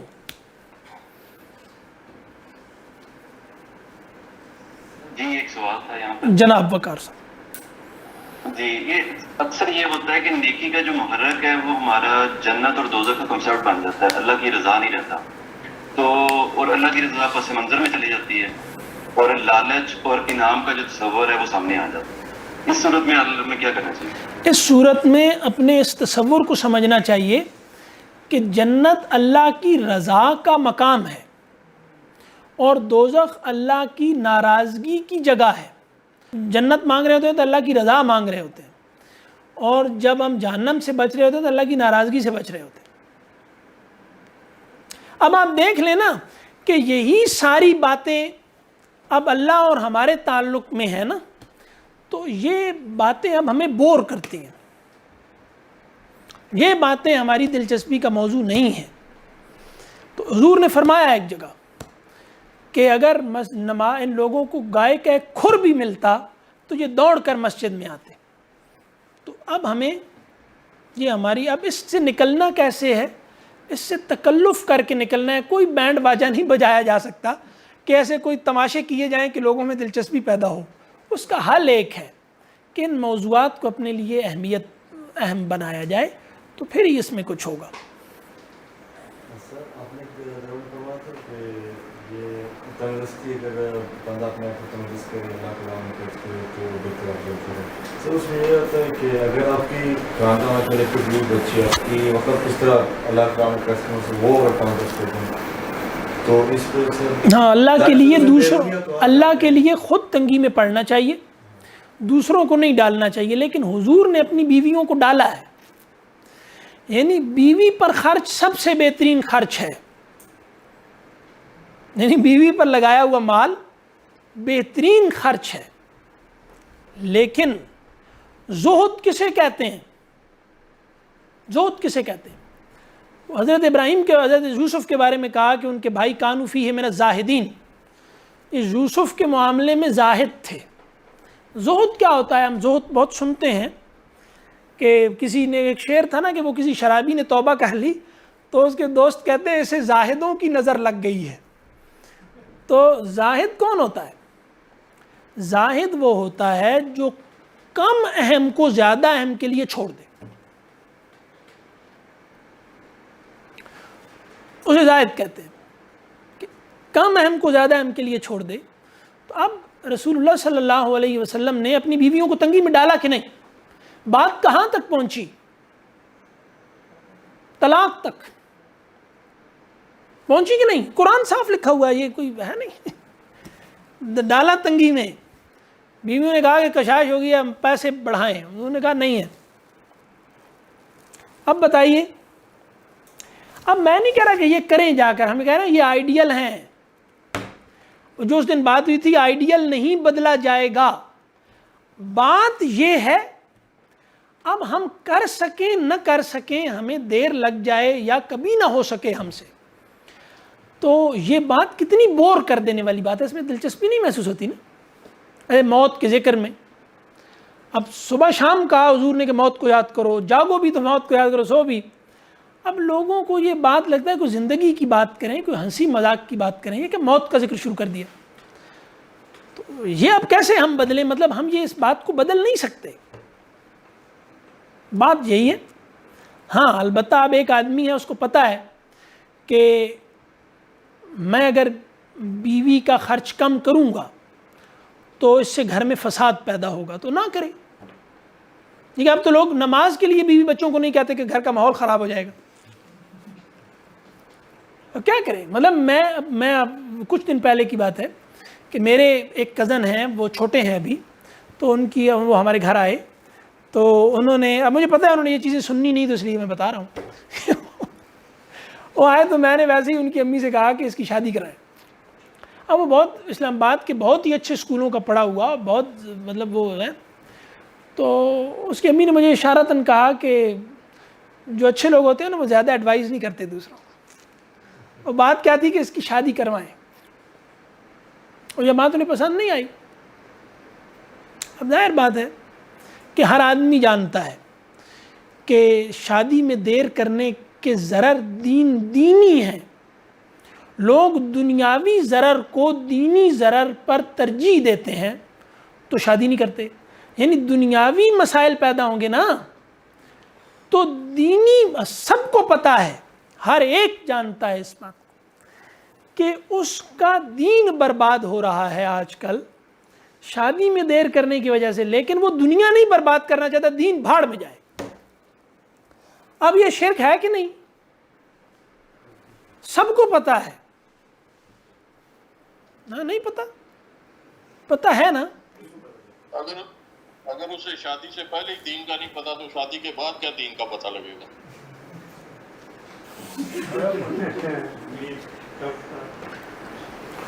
شادی کے بعد ہم یہ کہہ رہے ہیں کہ بہت ساری رکاوٹیں ہٹ جاتی ہیں، دین کی طرف نہ آنے میں ایک بڑی رکاوٹ آدمی میں سے حیا کی کمی ہے، یعنی آدمی میں سے حیا نکل جاتا ہے، اور وہ دین کے حضور نے فرمایا ہے کہ جب تم میں حیا نہ رہے تو جو چاہے کرو، جب تم میں حیا نہ رہے تو جو چاہے کرو۔ عرض کرنے کا مطلب یہ ہے کہ نوجوانوں کی شادیاں جو لیٹ ہو رہی ہیں تو یہ ان کو بے حیا بنانے کا منصوبہ ہے یا نہیں؟ تو جس میں حیا نہ رہا اس کو دین کی طرف کیسے لے کر آئیں گے؟ حضور نے فرمایا جب تم میں حیا نہ رہے تو جو چاہے کرو، تم آزاد ہو۔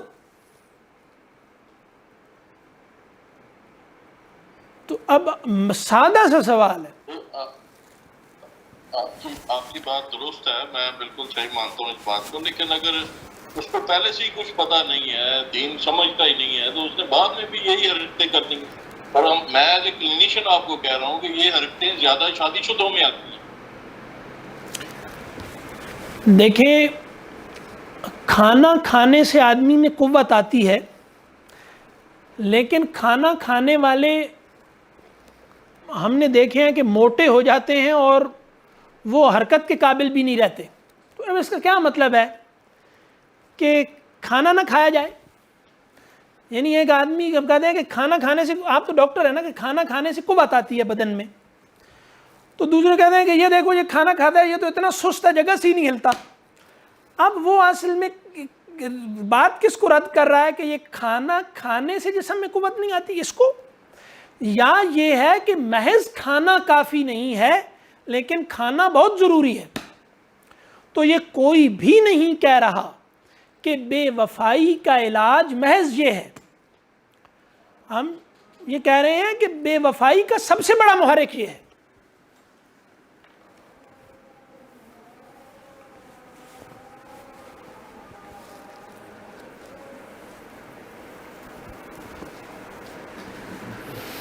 میں ایگری کرتا ہوں آپ کی اس بات سے، یہ جو ہے آپ کی اس بات سے 100% ایگری کرتا ہوں کہ شادی ٹائم سے ہو جانی چاہیے، بہت ساری بے حیائیوں سے بچ جاتے ہیں۔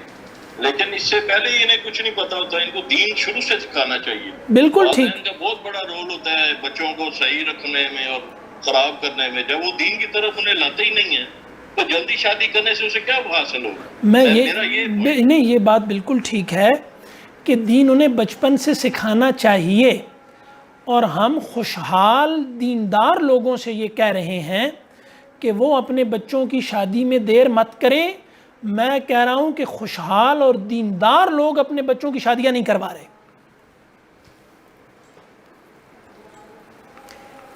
اس کا کیا یہ کہ مطلب ان کو مالی میں خوشحال لوگ ہیں، اس طرف نہیں جا رہے، دیندار بھی ہیں. اور کوئی میرے جیسی ایسی باتیں کرنا شروع کر دے تو اس کے ماں باپ کہیں گے آئندہ اس کو ادھر نہیں جانے دینا، وہاں خراب ہوتا ہے جا کے. یہ بڑی عمر پڑی ہے، بڑی عمر پڑی ہے. میں ایسے واقعات ہیں دیندار لوگوں کے، میں آپ کو کیا بتاؤں، دیندار لوگوں کے، کہ ان کے نزدیک مطلب حیا، غیرت، عفت، اتنا بڑا نظام دین نے بنایا. سنگسار کر دو، استیزان کر کے اجازت لے کر گھروں میں داخل ہو، پردے کا نظام بنایا پورا، مرد اور عورت کی سیگریگیشن رکھی، ٹھیک ہے، اور اتنا بڑا اب شرک اور بدکاری کو ایک آیت میں اکٹھا بیان کیا. تو آپ بتائیں کہ بدکاری کے چانسز کس کے زیادہ ہیں؟ تو اب سب کو پتہ ہے، یعنی جو لوگ یہ کہتے ہیں کہ والدین اچھے والدین نے اپنی اولاد کا نکاح موبائل سے کر دیا، کیا یہ جھوٹ ہے؟ سب کو پتہ ہے کہ یہ موبائل سے کیا کر رہے ہیں، سب کو پتہ ہے. تو وہ والدین کو پتہ ہے، لیکن اس میں والدین اس کا کوئی حل کر رہے ہیں؟ تو پہلے قرآن سے نکاح کرتے تھے، اب موبائل سے کر دیا. دونوں کا مسئلہ مال تھا، تو قرآن سے موبائل نکاح کر دیا تو بڑا شور مچایا ہوا ہے قرآن سے. جنہوں نے موبائل سے کیا ہوا ان کا کوئی مسئلہ نہیں. دونوں کی طرف دنیا ہے، دنیا. ہماری اولاد میں لڑکیاں لڑکوں میں خدا کی قسم سب سے زیادہ جو مسئلہ ہو رہا ہے پیدا اس وقت، وہ غیرت اور حیا ختم ہو رہا ہے، ہو گیا ہے. پورے فیشن انڈسٹری کو دیکھ لیں، پورے تعلیمی اداروں کے نظام کو دیکھ لیں، حیا کوئی مسئلہ ہی نہیں رہا. تو اس کے مجرم کون ہے؟ وہ والدین جو اولاد کی تعلیم پر لاکھوں روپیہ لگا رہے ہیں. میں ایسے لوگوں کو جانتا ہوں، میں اب یہاں پہ کچھ باتیں نہیں کر سکتا.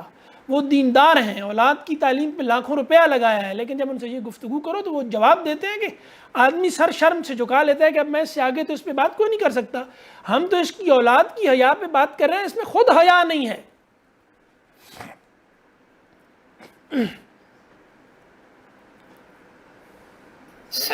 اب وہ کہتے ہیں کہ والدین شادی نہیں کروا رہے.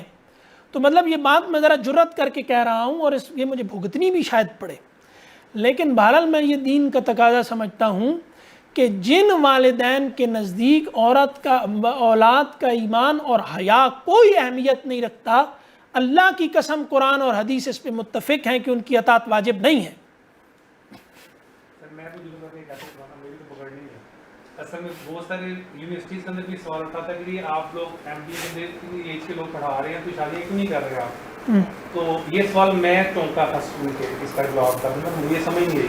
تو پرنسپل نے کہا کہ آپ اپنے گھر کے والدین سے پوچھیں کہ آپ کو پڑھا رہے ہیں، آپ کتنی ایج ہوگی، آپ سے چاہتے کیا؟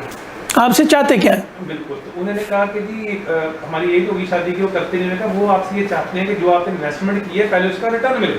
یہ مشرکین عرب کا بھی یہی خیال تھا. بیٹیوں کو کیوں نہیں پسند کرتے تھے؟ مشرکین عرب بیٹیوں کو کیوں نہیں پسند کرتے تھے؟ وہ کما کے نہیں دے سکتی اور مال بھی لے جاتی ہے، ٹھیک ہے. تو اب لوگ بیٹوں کی شادی نہیں کر رہے کہ کمائی خود کھائیں. جو انویسٹمنٹ کی ہے بیٹے پہ کی ہے، بیٹی پہ کی ہے، تو شادیاں کیوں نہیں کر رہے کہ کوئی اور میں نے بیٹی پہ اتنا انویسٹ کیا ہے. میں ایسے لوگوں کو اللہ کی قسم جانتا ہوں، اتنی داڑیاں، وہ بیٹیوں کی شادیاں کیوں نہیں کر رہے کہ وہ جو مال کما رہی ہے وہ ادھر چلا جائے گا. بیٹوں کی شادیاں کیوں نہیں کر رہے؟ اتنا ان پہ خرچ کیا، یہ کما کے ہمیں لا کے دیں گے تو کوئی اور لگا دیں گے. پر برا کیوں لگتا ہے؟ برا اس لیے لگتا ہے کہ یہ سارا کمائی تو بیوی کھا جائے گی اس کی. اور بھائی باپوں کو یہ بات شرم نہیں آتی کہ وہ اولاد کے سامنے ہاتھ نیچے رکھیں گے کہ اولاد کا ہاتھ اوپر والا ہو باپ کا نیچے والا ہو, مر جائے ایسا باپ, اس کی غیرت کا مسئلہ ہے. باپ کی, یہ باپ ہے, اس کی غیرت کا یہ مسئلہ ہے کہ اولاد کا ہاتھ اوپر ہے اور اس کا ہاتھ نیچے ہے. وہ کہے اولاد سے میں نے تمہیں جوان کر دیا, میں نے تمہیں اپنے پاؤں پہ کھڑا کر دیا, جاؤ اب اپنی زندگی گزارو, مجھ سے محبت رکھو, میرا کہا مانو, لیکن مجھے تمہارے مال سے کوئی غرض نہیں ہے, تم میرے وارث ہو, میں مر گیا تو میرا مال بھی تمہارا ہے, میں تم سے کچھ نہیں چاہتا. یہ باپ عزت کروائے گا. لیکن جو جس اولاد کو یہ ہو کہ میرے والدین جو ہیں وہ میرے اب لوگوں کو کہیں نا کہ تم اپنی اولاد سے یہ توقع چھوڑو, وہ آپ کی بات سے برا مانیں گے. مطلب کسی بچے سے یہ بات کریں تو اس کے والدین محتاط ہو جائیں گے کہ یار یہ نیک ہونے لگا ہے. وہ کہتے ہیں نا کہ کوئی وہ فاحشہ عورت تھی, وہ جناب ناچتی گاتی تھی, تو حج پہ گئی تو وہ دعا مانگ رہی ہے, یا اللہ مجھے معاف کر دے, میں نیک ہو جاؤں, معاف کر دے. اب جو اس کے ساتھ تھی, جو کمائی اس کی مینیجر تھی, انہوں نے کہا کہ یہ کہیں نیک ہی نہ ہو جائے. انہوں نے کہا اس کو ہٹاؤ یہاں سے دھکا مار کے, کہ واقعی نیک نہ ہو جائے, تو ساری کمائی خوب کھاتے میں گئی نا.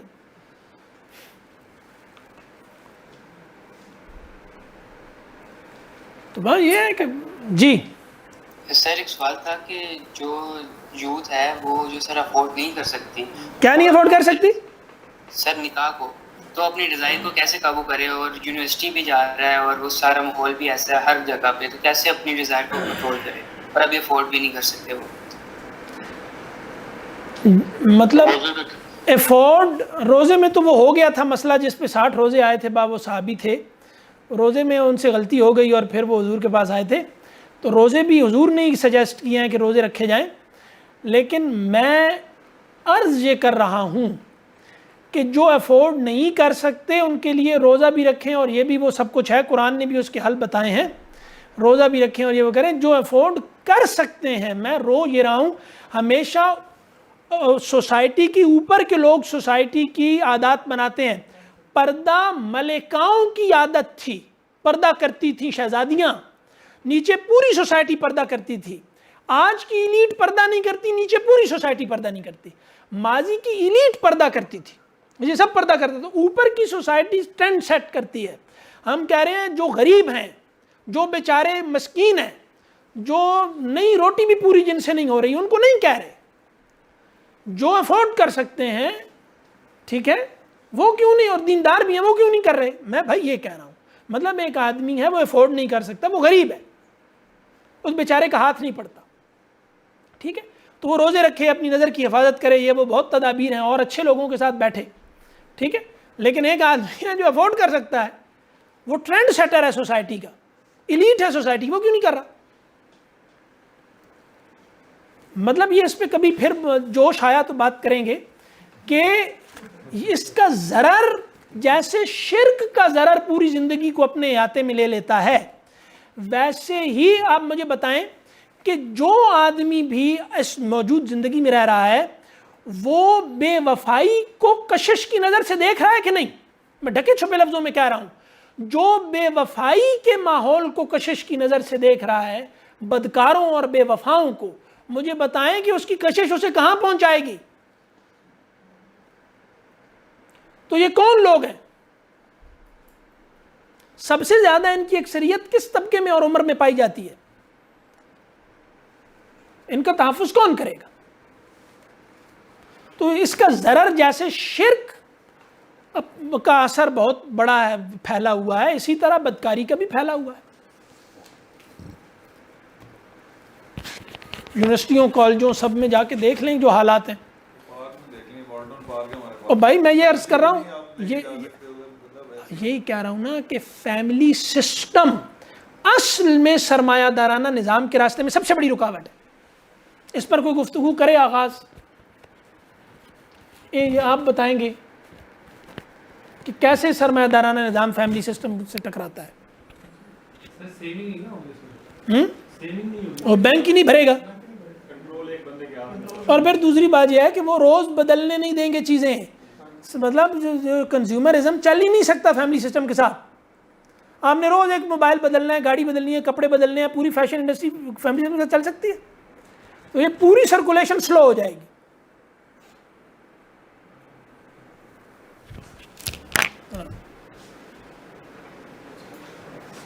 السلام علیکم.